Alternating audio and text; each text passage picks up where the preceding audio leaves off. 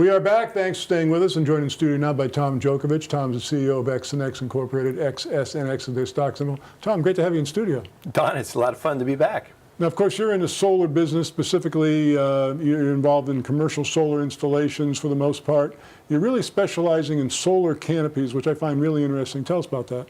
Yeah, Don. Well, solar canopies, carports. Most people see them as carports. A lot of schools are getting them. But we also do commercial truck ports, storage ports, just about anything you think of. And it's just a great use of open space. You really turn, a parking spot into a cash flow item. You monetize the value of that through producing energy.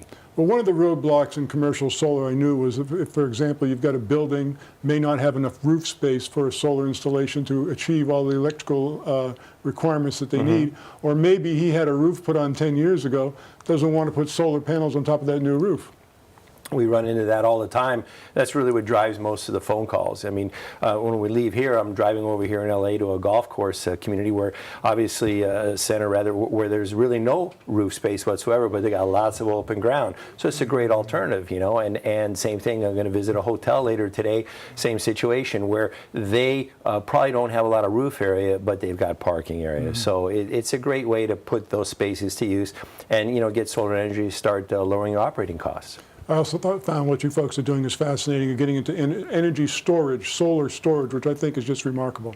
Oh, absolutely, Don. It's a great pairing with solar because obviously solar doesn't work at night. So if you size the systems correctly, the batteries can be charged during the day, and then in the early morning hours and the evening hours when the business is maybe still operating, has a lot of power requirements, but the solar is kind of waning or hasn't been producing as much power yet, those batteries step in and start to deliver power when they normally be very, very expensive from the utility.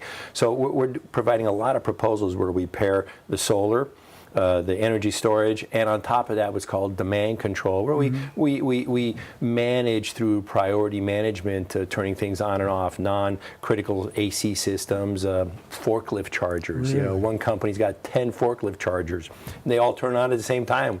When the guys punch out to go home, they plug them all in. Well, they got all night to charge them, so we manage how those get charged so they're not simultaneously using a lot of energy and really running up their bill. So you're helping create energy from solar, you're helping store energy for nighttime use, and helping manage the electrical use at the same time. That is, I didn't know about that last one. That's great. Absolutely, Don. And the three of them is like a grand slam in terms of the economic return for most customers. Well, let's talk about that, because we know one thing is constant, the fact that electrical power from the utilities is just going to continue to get more expensive. Yes. And solar, once the unit is installed, once the system is paid for, it's free.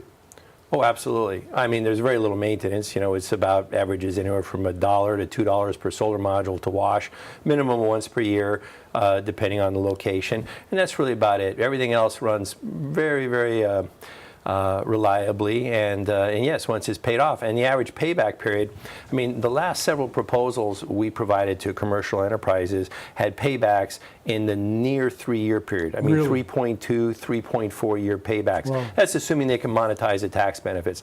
But I mean, that's pretty substantial.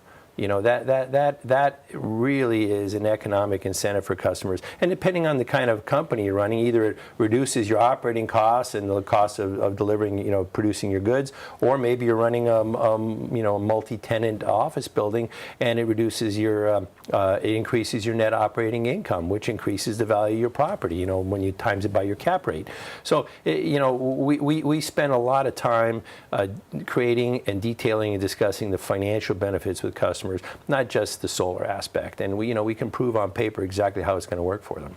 Now, are you still able to, in many cases, to show them that the cost of paying for the system is about equal to or less than what they're paying for electricity?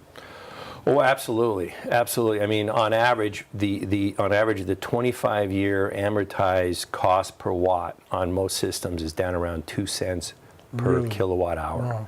Yeah, I mean, I spoke with a water district yesterday who buys extensive amounts of bulk, and I mean, really a lot of electricity. Their cost is around 9 cents a kilowatt hour. Okay. Wow. All right, which is dirt cheap compared to what a lot of people pay for for that kind of bulk power, and they could be in there at 2 cents. They could pass those savings on to the customers, their water customers. You know, it's interesting, and I'm gonna probably hurt your feelings here, but we've been talking to your company for about 16 or 17 years, which means we started this when we were about 15 or 20 years old, right? That's right. I know I was 15, yes. Yeah, exactly. You've seen a lot of changes in the solar industry during that period of time. What do you see in the horizon going forward?